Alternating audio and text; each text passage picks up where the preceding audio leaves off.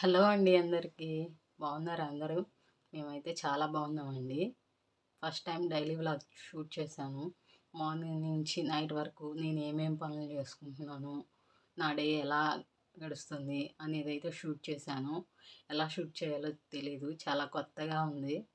నా వీడియో కనుక నచ్చితే లైక్ చేయండి, ఖచ్చితంగా మర్చిపోకండి. చూసేయండి వీడియో. లేవడమే 7కి లేచాను. పిల్లల్ని స్కూల్కి పంపించడం లేదు, అందుకే 7 వరకు పడుకున్నాను. నేను వేసిన ముగ్గు నచ్చితే కామెంట్ చేయండి. పిల్లలైతే ఇంకా లేవలేదు, ఇవాళ స్కూల్కి పంపించట్లేదు కదా, వాళ్ళు లేచేంత వరకు నేను కూడా లేపలేదు. టిఫిన్కి అయితే ఈరోజు నేను ఇడ్లీ చేస్తున్నాను. చట్నీ కోసం పచ్చిమిర్చి వేయించుకుని, పచ్చిమిర్చి వేగిన తర్వాత పల్లీలు కూడా వేసి, పల్లీలు కూడా బాగా ఫ్రై చేసి పక్కన పెట్టుకున్నాను.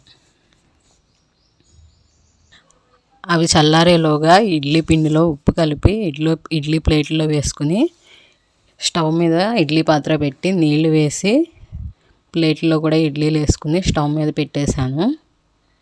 ఇంట్లో పనులు చాలా నెమ్మదిగా చేసుకున్నాను, కానీ వీడియో ఫాస్ట్ ఫార్వర్డ్లో పెట్టాను.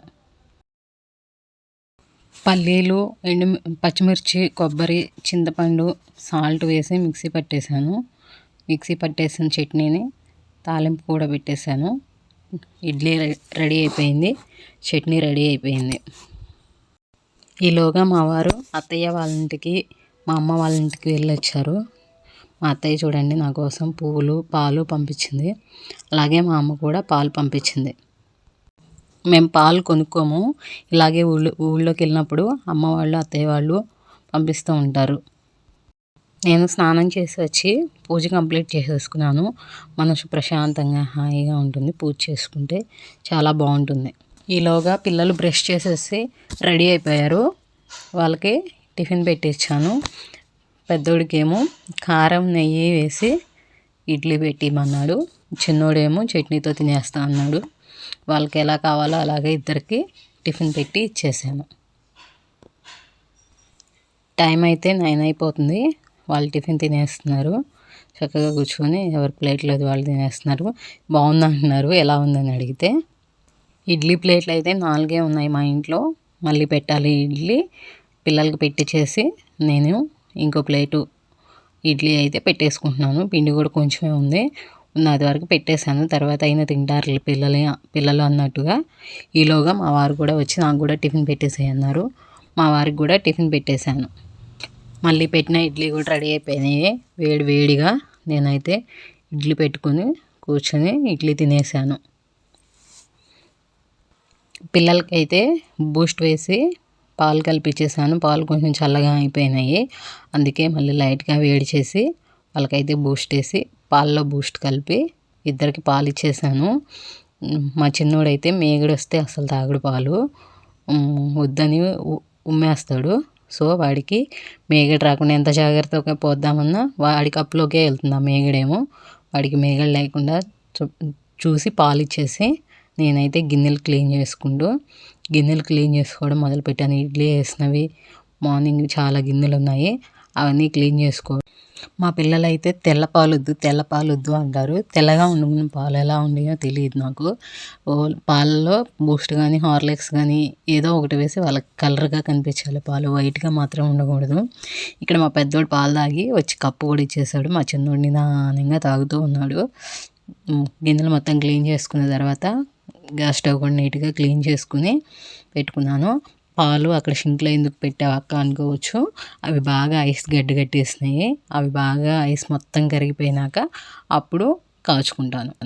మా పిల్లలు అయితే కిందకి వెళ్ళిపోయి క్రికెట్ ఆడుకుంటున్నారు. నేను కొంచెం ఎడిటింగ్ ఉంటే కంప్లీట్ చేసుకుని మడత పెట్టాల్సిన బట్టలు ఉంటే మడత పెట్టేసుకుంటున్నాను. ఈలోగా మా పిల్లలు కూడా క్రికెట్ ఆడుకుని వచ్చేసారు. వాళ్ళైతే టీవీ చూస్తున్నారు. నేను బట్టలు మడత పెట్టుకుంటూ ఉన్నాను. బట్టలు మడత పెట్టడం అయితే అయిపోయింది, ఎవరి యారికి పెట్టేశాను. నిన్న కళ్యాణం జరిగిన టెంపుల్లో అయితే ఇవాళ అన్న సంతర్పణ ఉంది. అక్కడికి భోజనానికి వెళ్ళాలి. అక్కడికి భోజనానికి వచ్చేసాము. భోజనం కూడా చాలా బాగుంది, చాలా టేస్టీగా ఉంది. ఇదిగో మా భోజనం ప్లేటు. మా పెద్దోడు, చిన్నోడు, నేను, మా వారు కూర్చుని అయితే భోజనం చేసేసాము. టెంపుల్ లోపలికి అయితే వెళ్ళలేదు, టైం చాలా అయిపోతుంది, 1:30 అలా అయిపోయింది. వెళ్ళి భోజనం చేసి పక్కనే టెంపుల్లో కూడా ఇంకెవరు లేరు. భోజనం చేసి వచ్చేసాము.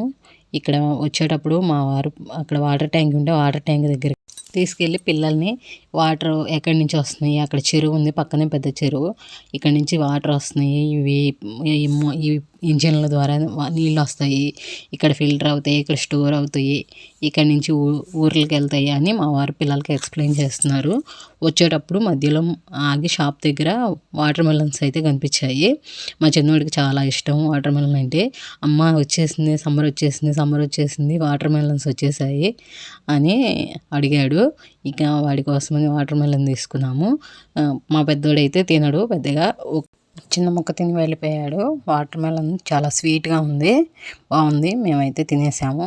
కాసేపు ఆగి తిన్న తర్వాత కాసేపు ఆగి నేనైతే టీ పెట్టుకున్నాను. టీ పెట్టుకుని టీ తాగేసాను. వాళ్ళేమో ఆడుకోవడానికి వెళ్ళిపోయారు.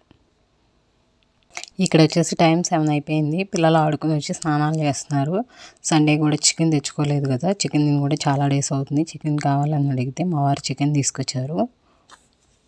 స్టవ్ వెలిగించి గిన్నె పెట్టి ఆయిల్ వేసుకుని, ఆయిల్ హీట్ అయిన తర్వాత సన్నగా కట్ చేసిన ఆనియన్స్, పచ్చిమిర్చి వేసి ఫ్రై చేసుకున్నాను.